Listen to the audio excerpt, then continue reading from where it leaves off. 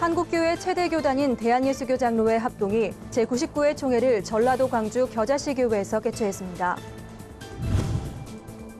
대한예수교 장로회 통합 제99회 정기총회가 지난 22일부터 나흘간 서울 소망교회에서 열렸습니다. 제64회 예장고신 정기총회가 천안고신대학원에서 열렸습니다. 같은 날 예장합시는 경기도 부천 오전 성악교회에서 제99회 정기총회를 열었습니다. 백석총회에서 대신과의 통합 합의서가 만장일치로 통과되면서 교단 통합의 가능성이 높아졌습니다. 안녕하십니까. 굿TV 뉴스입니다. 대한예수교 장로회 합동교단이 제99회 총회를 개최했습니다. 이번 총회에서 예장합동은 백난선 신인총회장을 비롯한 새로운 임원단을 구성했습니다. 또한 그간 교계 안팎에 관심을 모아왔던 다양한 안건들도 처리했습니다. 김정현 기자가 보도합니다. 한국교회 최대 교단인 예장합동이 전라도 광주 겨자씨 교회에서 제99회 총회를 개최했습니다. 닷새간 열린 이번 총회에는 전국에서 1,440여 명의 총대들이 참석했습니다. 총회 첫째 날 진행된 임원 선거에서는 부총회장 백남선 목사가 박수 속에 총회장으로 추대됐습니다. 백신임 총회장은 임기 동안 잃어버린 한국교회 공신력 회복을 위해 노력하겠다는 각오를 전했습니다. 우리가 바리새인 같아가지고 그래서 비난을 받고 한국교회 공신력이 이렇게 떨어졌다고 생각합니다. 한국교회를 건강하게 세우는데 쓰임받았으면 좋겠다, 그런 욕심은 있습니다. 부총회장 선거는 제비뽑기와 직선제가 혼용된 방식으로 진행됐습니다. 먼저 제비뽑기를 통해 3명의 후보 중 대구 황금교회 박무용 목사와 양산 삼양교회 정현철 목사가 후보로 결정됐습니다. 두 후보는 곧바로 치러진 직접 선거에서 경합을 벌인 끝에 777표를 얻은 박무용 목사가 668표를 얻은 정현철 목사를 제치고 부총회장에 당선됐습니다. 총회를 위해서 이제 책임 있는 정치를 이제 해야 되겠다. 지금까지 또 위에서 기도해 주시고 또 애쓰신 우리 교회와 노회, 성도 모두 감사드립니다. 장로 부총회장에는 단독 입후보한 서울 대남교회 이호영 장로가 자동 선출됐습니다. 이 밖에도 이번 총회에서는 총회 전부터 관심이 집중돼 왔던 다양한 안건들이 다뤄졌습니다. 11조 납부 등으로 교인 권한을 결정하는 내용이 포함돼 총회 전부터 논란이 돼왔던 헌법 개정안은 부결됐습니다. 행정 보류 상태였던 한기총에 대해서는 탈퇴를 결의했습니다. 이번 총회에서 다락방이 이단임을 재확인한 예장합동은 한기총회 이단 처리 문제를 근거로 탈퇴하기로 했습니다. 또한 교회협과 카톨릭이 함께 창립한 한국 그리스도교 신앙과 직제협의회에 대한 총회 차원의 반대 입장도 밝혔습니다. 한편 관심이 집중됐던 교단 총무 선거에는 총 4명의 후보가 등록했으며 총대들의 직접 투표를 거쳐 전체 1,136표 중 621표를 얻은 부산 부강교회 김창수 목사가 총무로 당선됐습니다. 굿TV 뉴스 김정현입니다. 예장통합 제99회 정기총회가 그리스도인 복음으로 사는 사람이란 주제로 서울 소망교회에서 열린 가운데 올해 교단을 이끌 총회장으론 정영택 목사가 선출됐습니다. 근본 대책이 없으면 교단 존립이 위협받게 되는 총회연금재단 개혁안과 목회 대물립 금지법 등 주요 안건에 대해서도 논의했습니다. 송승은 기자가 보도합니다. 예장통합 제99회 정기총회에서는 65개 노회와 1,500여 명의 총대들이 참석해 한국교회 영적 지도력을 회복하고 위기 속 도약의 기회를 마련했습니다. 총회 임원 선거에서는 부총회장이던 경주 제1교회 정영택 목사가 신임 총회장으로 승계했습니다. 정 목사는 다음 세대의 성장과 무너진 교회 학교를 세우는 데 주력하겠다고 밝혔습니다. 돌을 맞고 비난을 받더라도 일단 이 복음을 재발견한 사람으로서의 어떤 용기, 행동 이런 것들이 교단 내에서 많이 일어났으면 좋겠다. 목사 부총회장엔 최영남 목사가 진명옥 목사를 제치고 선출됐으며 장로 부총회장엔 단독 입후보한 박화섭 장로가 당선됐습니다. 힘들고 지쳐있는 교회를 건강하게 회복하여서 이 땅에 다시 한번 희망이 되도록 최선을 다해서 노력하겠습니다.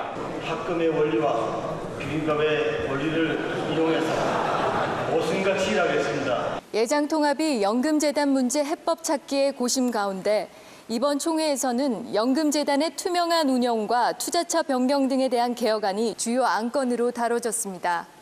총대들은 연금재단의 보고를 수용하되 내부 감사를 강화하는 데 합의했으며 추가 청원 안건인 수급률 하향 조정에 동의하고 구체적 방법을 모색하기로 했습니다. 또 중요 사항은 전문가 체제로 연구 운용할 수 있도록 허락했습니다. 연금재단 투자처 변경과 금융 전문가 중심의 연금재단 이사 선임 등의 헌의안은 담당 부서에서 향후 논의하기로 했습니다. 지난 4월 이사회가 해임한 배원기 장로는 임기 12월 13일까지 감사로서 일할 수 있도록 가결했습니다.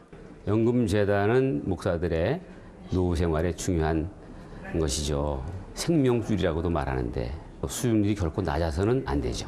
안정적으로 대출 또는 투자를 하되 리스크가 없이 건강하게 유지되도록 하는 거.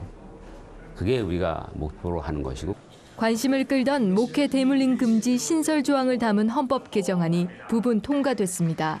통과된 개정안에 따라 해당 교회에서 사임했거나 은퇴한 담임 목사의 배우자 및 직계 비속과 그 배우자, 그리고 해당 교회 시무장로의 배우자 및 직계 비속과 그 배우자는 위임 목사 또는 담임 목사로 청빙할 수 없습니다.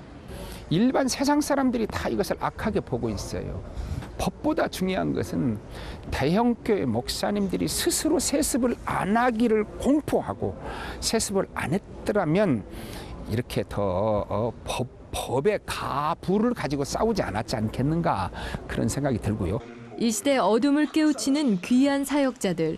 그들이 뿌린 복음의 씨앗이 믿음의 결실을 기다리는 만큼 여러 안건이 논의됐던 총회와 영적 지도자들의 짐은 결코 가볍지 않습니다.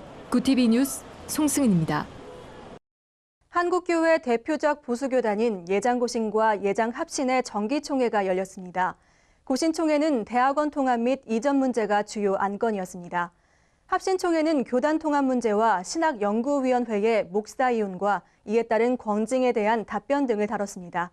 홍희연 기자가 보도합니다. 제64회 대한예수교 장로회 고신 정기총회가 지난 23일부터 나흘간 천안 고려신학대학원에서 열렸습니다. 총회 첫날 이루어진 임원 선거에서는 직전 부총회장이었던 김철봉 목사가 전체 462표 중 438표의 압도적 지지를 받으며 신임 총회장으로 당선됐습니다. 신임 목사 부총회장은 과반을 넘긴 276표를 얻은 신상현 목사가 당선됐습니다. 성령과 우리는 이 요긴한 것들 외에는 아무 짐도 너희에게 지우지 아니하는 것이 옳은 줄 알았노니. 사도행전 15장 28절 이 말씀을 붙들고 성숙되고 행복하고 너무나 멋있는 그런 우리 청년으로 만들어 가도록 남은 시간들도 청대 여러분들께서 같이 힘써 주시고 협조해 주시기를 부탁하면서 이번 고신총회의 주요 안건은 부산 고신대학교와 천안 고신대학원의 통합 문제, 목회자 세습 방지법 제정 등의 안건이었습니다. 개회 첫날 다뤄진 목회자 세습 방지법 안건에 대해 총회는 일부 총대들의 반발에도 불구하고 목회자들에게 경각심을 고취시킬 필요는 있지만 금지시킬 이유는 없다고 한 신대원 교수들의 보고를 받아들이기로 결정했습니다. 특히 가장 큰 관심사였던 천안 고신대학원의 통폐합 문제는 셋째 날까지 찬반 양측의 팽팽한 줄다리기 끝에 15명의 고신대학교 미래를 위한 추진위원회를 구성해 논의하는 것으로 정해졌습니다. 한편 같은 시각인 24일 부천에서는 대한예수교 장로회 합신총회가 열렸습니다. 회의는 전날 총회장으로 추대된 황산교회 우종휴 목사의 사회로 진행됐습니다. 주요 안건은 고신과의 합동추진위원회 구성안과 목사 이혼에 대한 신학연구위원회의 답변 등이었습니다. 신학연구위는 배우자 간음이나 고의적 유기의 경우 이혼이 가능하지만 일정 기간 약 3년의 근신이 필요하며 다른 사유로 이혼 시에는 목사직 유지가 불가하다고 답변했습니다. 이에 일각에서는 본회의 재론을 요청하기도 했으나 반대 79표로 부결되고 사안을 넘기기로 했습니다. 이튿날인 25일 오전부터 오후까지 다뤄진 고신과의 합동에 대한 안건은 통합은 중지하되 교류추진위원회를 구성해 교단 간 교류를 활성화시키는 것으로 가닥이 잡혔습니다. 구체적으로는 교단 신학교 간 학점 교류, 부교역자 청빙을 양 교단에서 받는 것, 또 연합수련회 개최 등입니다. 이에 대해 우종휴 신임 총회장은 전격적 통합보다는 선교와 구제 등에서 교류와 협력을 기대한다고 의견을 밝혔습니다. 교류를 너무 합동을 전제하는 교류를 하다가 보면 좀 부담이 될 수가 있죠. 그냥 우리의 신앙 고백대로 성도의 교제의 확대판으로서 선교를 하는데 어떻게 같이 협력할 수 없을까? 그렇게 교류를 통해서 협력하면은 그 사업을 더 잘할 수 있지 않겠나 그런 생각을 평소에 가지고 있었습니다. 구티비 뉴스 홍우연입니다. 제37회 대한예수교 장로회 백석총회에서 쟁점 사항이었던 대신총회와의 교단 통합 합의서가 만장일치 통과됐습니다. 따라서 대한예수교 장로회 백석총회와 대신총회가 하나의 교단이 될 가능성이 높아졌습니다. 공인혜 기자가 다녀왔습니다. 제37회 예장백석총회가 천안 백석대학교에서 열렸습니다. 총회 첫날인 22일 이목이 집중된 안건은 장종현 목사의 총회장 연임의 건과 대신총회와의 통합의 건이었습니다. 특히 전주에 일부 일간지를 통해 노출된 합의 사항이 대신과 백석 총대원들에게 오해를 불러일으키면서 총회에서는 이를 해명하는 시간들이 이어졌습니다. 이후 양 교단의 통합에 대한 합의서가 만장일치로 통과되면서 합의서에 명시된 대로 대신 백석통합총회장에 백석 측 장종현 목사가 자동으로 추대됐습니다. 예, 만장일치로 대신총회와 백석총회가 가결된 것을 기립함으로써 한 것을 선언합니다. 통과되었습니다. 공개된 합의서에는 교단 명칭을 대신 백석으로 하되 대신 총회에서 전체 교회 중 90% 이상이 통합에 합류할 경우 교단 명칭을 대신으로 할 것과 신학대학원 명칭은 대신 총회 전체 교회 중 80% 이상 합류 시 백석대학교 대신 신학대학원으로 할 것을 명시하고 있습니다. 또 저녁 시간에 진행된 임원 선거에서는 제1목사 부총회장의 백석 이종승 목사가 제2부총회장에는 이주훈 목사, 또 장로 부총회장에 김용민 장로 등이 추대됐습니다.